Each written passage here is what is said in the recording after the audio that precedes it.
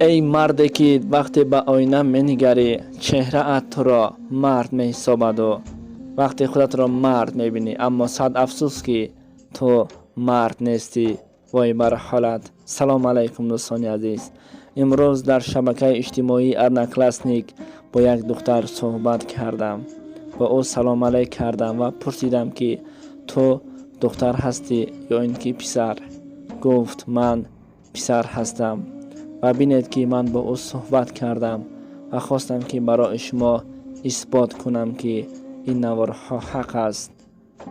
دوستان عزیز، این زمان هست چنین مردانی که سایت دختری میکشایند و با آنها صحبت میکنند و خودشان را دختر میحسابند و میگویند که من دختر هستم و با چنین فند و فریب از بعضی مردها پول میگیرند. شما به اینها هیچگاه باور نکنید. اینها یک دروغگوی هستند. اینها بیشرم هستند. اصلا اینها مرد نه و همچون شغال هستند. شغال از این دیده خیلی قدر و قیمت دارد.